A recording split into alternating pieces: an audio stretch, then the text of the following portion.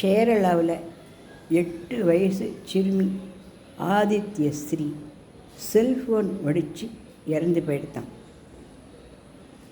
இதுக்கு காரணம் என்ன அப்படின்னாக்கா, செல்ஃபோனில் இருக்கக்கூடிய ஒரு கெமிக்கலினுடைய வீக்னஸ் தான் அப்படின்னு விஞ்ஞானிகள் கண்டுபிடிச்சிருக்காங்க.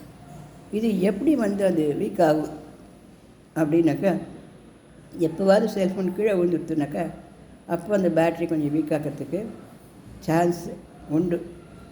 ரெண்டாவது, ரொம்ப நேரம் செல்ஃபோனை பார்த்துட்டே இருந்தால் அது ரொம்ப சூடாகி அது வெடிக்கிறதுக்கு சான்ஸு உண்டு.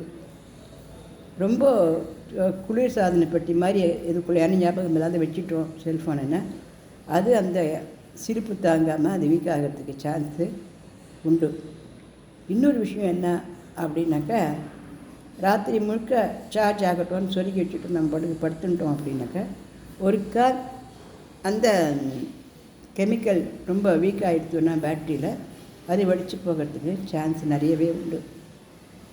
இன்னொரு விஷயம் என்னென்னா, இந்த செல்ஃபோன் வெடிக்கிறதுக்கு முன்னால் சத்தம் கேட்கும், அது ஒரு அறிகுறி. இல்லைன்னா ஒரு மாதிரியே காந்தி போன மாதிரியா ஒரு மாதிரி ரசாயன வாசனை வீசும் அதுலேருந்து, அது ஒரு அறிகுறி. செல்ஃபோனே அப்படியே கொஞ்சம் உப்பின மாதிரி இருந்ததுன்னா அது ஒரு அறிகுறி. எங்கேனா ஃப்ளாஷ் விட்டு போன மாதிரி எங்கேனா கொஞ்சம் இப்படி உடஞ்சி போகிற மாதிரி அந்த ஃபோன் இருந்ததுன்னா அது ஒரு அறிகுறி. எது எப்படியா இருந்தாலுமே அந்த செல்ஃபோன் நல்லா உடஞ்சி தீப்பற்றி உயிருக்கே ஆபத்து வருது அப்படின்னு நாம் சொல்கிற சமயத்தில் குழந்தைகள்கிட்ட தனியாக செல்ஃபோனை கொடுக்க வேண்டாம் அப்படிங்கிறத நான் இந்த பதிவில் வற்புறுத்தி கேட்டுக்கிறேன்.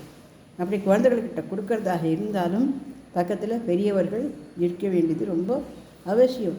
அல்லது குழந்தைகிட்டேயே இந்த அறிகுறிகளை பற்றி சொல்லி கொடுத்துட்டா கூட அந்த குழந்தைகள் இன்னமும் சத்தம் வருதுமா அப்படின்னு சொல்லியாவது இந்த உயிர் கஷ்டத்தைலேருந்து அந்த குழந்தைகள் தப்பிச்சு உயிரோடு வாழும்.